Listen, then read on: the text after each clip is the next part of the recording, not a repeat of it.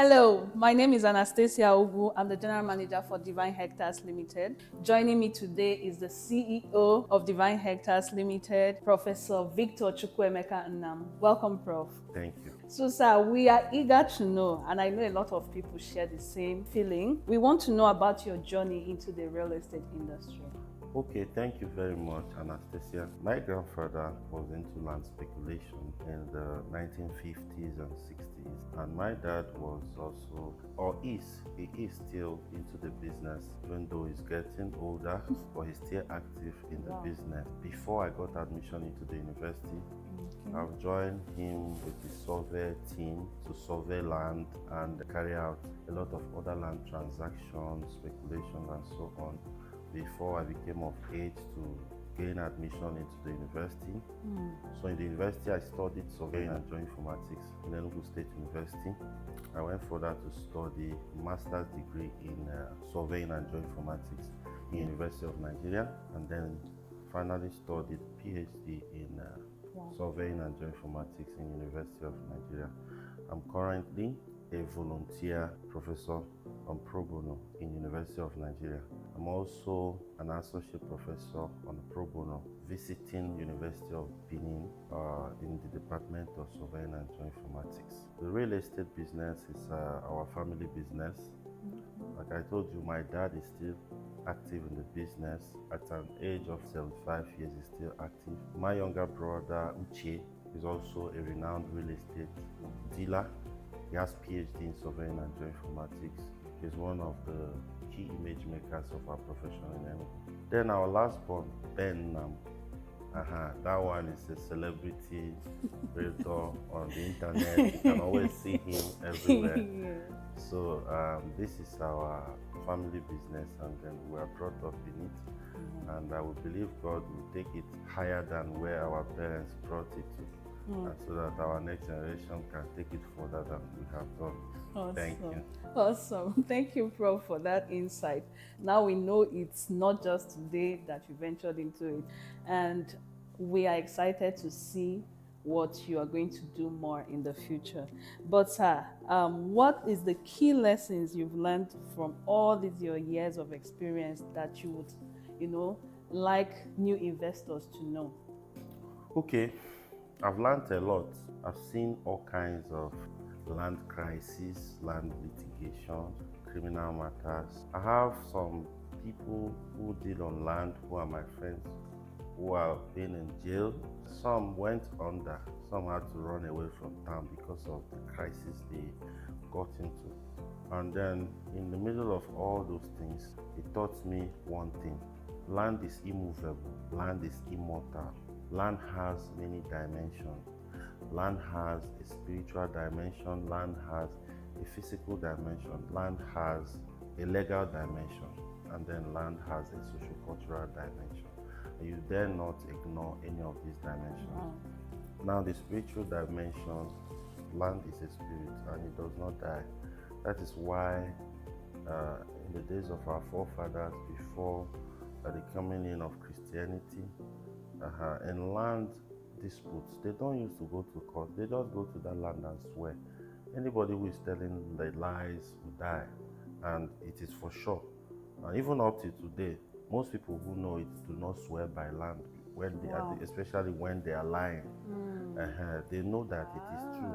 Yes, because if you watch it, there is a spirit of the land. If you see people from Igbo land, there is a spirit that follows them. You see people from Hausa land, you will know, even in their behavior. See people from Yoruba land, there's a spirit that follows them.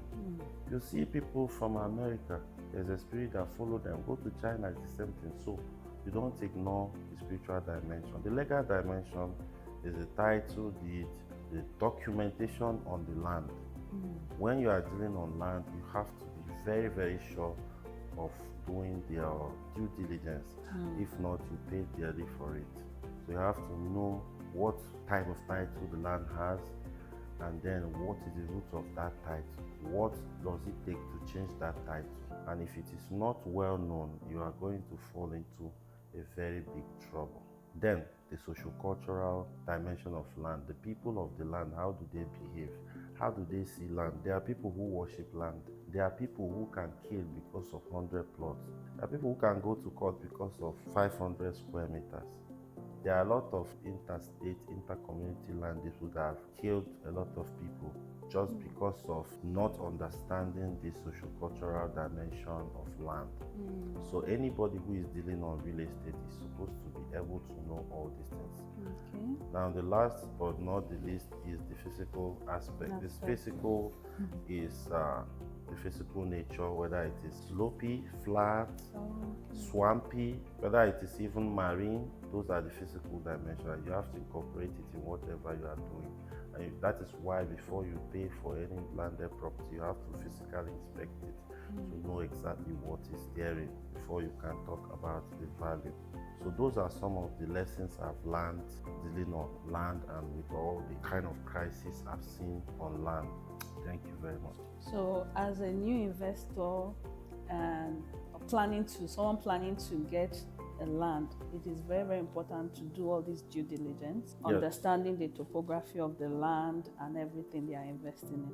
Yes. Very, very key. Yes, you have to do all those. You have to understand those things. You know, when I was speaking to some group of realtors in Enugu in a conference titled Southeast Realtors Conference, so I told them that so many realtors venture into land that they don't know the history and they keep on selling. After selling, they will get into trouble. Some of those lands, you don't know the history, you don't know what was done before. Even the person claiming to be the owner, telling you to market it, you don't know what kind of claims he has or what kind of document he has on the land. You have not carried out a search, you have not done your due diligence, you are just interested in closing a deal and collecting your commission. And at the end of the day, most of them end up into long-term litigation. Some get entangled in one or two criminal cases because the client gets to find out that they were defrauded and they fires back and they fire back at them. Then the realtor may not have protection than to either pay for the property back to the client or face the music. Wow. Yes. Okay. I think that is, it's highly insightful. Thank you so much, Prof. Yeah. And sir, I know that people are interested to know about Divine Hectares. Can you please give us a brief about the vision of Divine Hectares and what people should expect from Divine Hectares Limited? Okay, Divine Hectares Limited is a company that is founded for land speculation, estate development, and estate marketing. And Divine Hectares Limited was given birth by Josquemita Innovative Limited in Enugu. We have done an estate that is being occupied, that is fully developed in Enugu.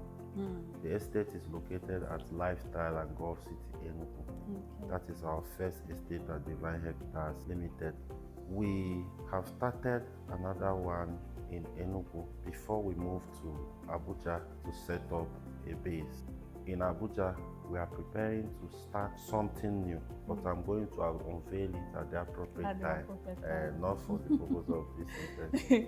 Okay, so sir, talking about Enugu and the projects ongoing, why should people invest in Enugu real estate industry right now? And what about the Abuja real estate market? Okay, people should invest in Enugu real estate market now because of the transformative and innovative projects going on there currently. The present governor of Enugu State, Barrister Peter Mba, is a transformational leader, has deployed technical know-how of international best practice to develop Enugu, and his work speaks for him. He is a man that doesn't talk too much, but his actions speak louder than his voice. He has opened a lot of roads, rehabilitated a lot of roads, a lot of dead projects like Presidential Hotel. He revived the International Conference Center, and if you go to Enugu East and Kano West axis, the road from Nike to Pinsuka, he's dualizing it. Wow. Which is going to open a whole lot of real estate projects around Nike to OP axis. Like we have something at Ugogo Nike, we have the new Ugogo market, we have the Divine Acres estate. So those places are going to be affected by this project. Then at Owo and Kano East axis, you have a lot of roads that are opening up. You have a lot of projects. There's a university going on, and those things are bringing development. And so is every other part of the state. So we, as an organization, we have to key into this transformation and position ourselves to take advantage of it for our clients to benefit from the dividends of democracy. The Abuja real estate market is a good one because Abuja is a bigger market when it comes to real estate. You have multiple developers working and multiple estate projects. We have a large teeming population of young and upcoming workforce. We have young families who are starting life, who need their own dwelling places. So there is a high demand for real estate in Abuja. There is also availability of land considering the improved or kind of transformed land administration system of Abuja.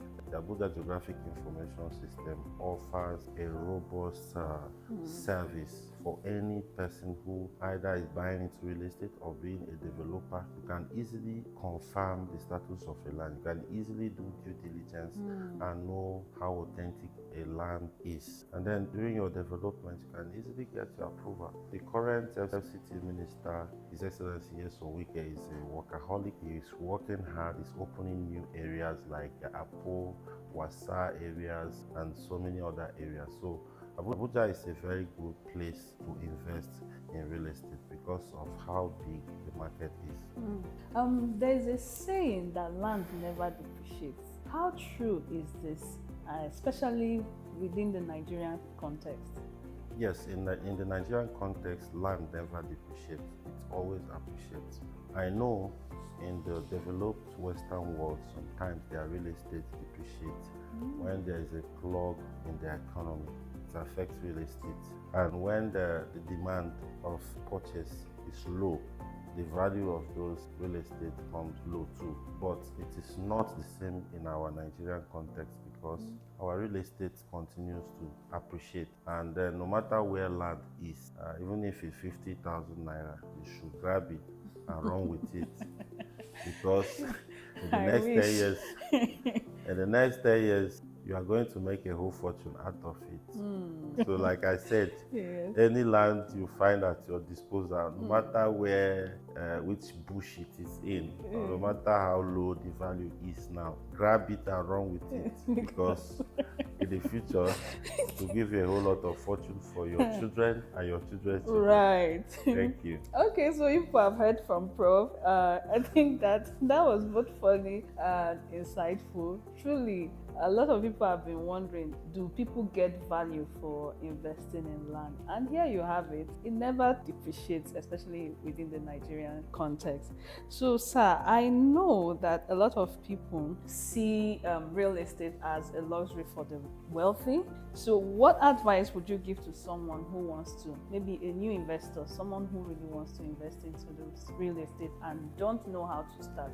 Okay, all real estate are not luxury. All real estate are not luxury. We have luxury real estate, we have residential real estate, we have commercial real estate, we have agricultural real estate, we have industrial real estate. Okay. Yes, there are real estate for low-cost housing where medium and low-income earners live together as a community. But we have real estate for bourgeois where rich people can live with so much luxury. So no one should be intimidated by luxury real estate. Anybody, maybe an upcoming young family that needs to invest, and it is never too late for them to invest because, like I said earlier, there's no real estate that does not have value. It's just a matter of time you see the value. So I encourage anybody, whether a low-income earner or a young person coming up, to invest in real estate. No matter how little it is, you should invest. Get a developer or a company that is giving out properties on mortgage, or companies that are giving out properties on instrumental payment. Structure the payment to suit your income, and then you can pay it over time, maybe 12 months or 6 months, you can own a property for yourself. All real estate must not necessarily be luxury. Thank you. Thank you, sir. I know you, during the course of this interview, you mentioned a few of the projects Divine Hectares is currently doing. Yeah. But, sir, we would like to know about the hottest deals so that we can know how we can rush and grab our own portion. So, what are the hottest deals we have within the Divine Hectares projects right now? Okay. Divine Hectares has a new project in Enugu. The project is located at Owo in Nkanu East Local Government. That is in the Governor's Village, and it's located along Abakaliki Road, the Enugu Abakaliki Road. It's strategically located at the entrance of the village. Wow.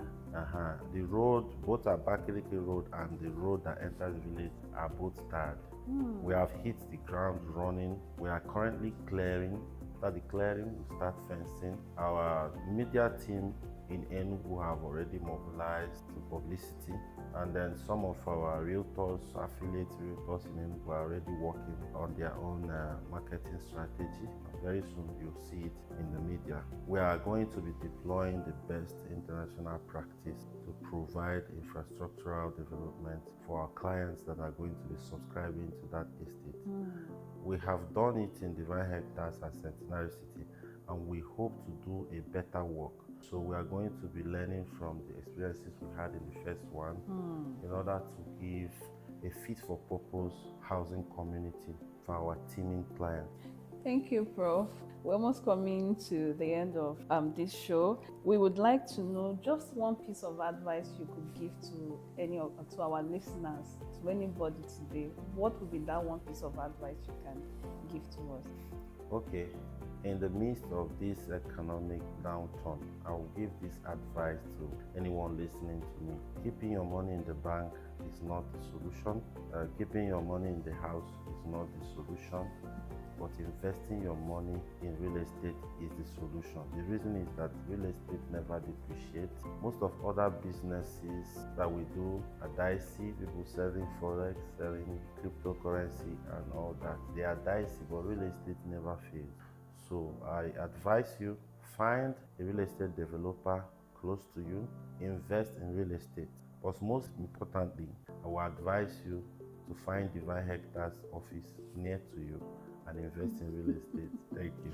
Thank you so much, Prof, for sharing such invaluable insights into the real estate industry. We are so enriched with your presence and everything you've shared with us today. So here you have it, my beloved listeners. And if you're interested in knowing more about the projects that are ongoing within Divine Hectares Limited, please feel free to check on every of our social media handles. We'll be happy to interact with you more. Thank you for listening. Thank you, Prof. You're welcome. Okay, so bye everyone.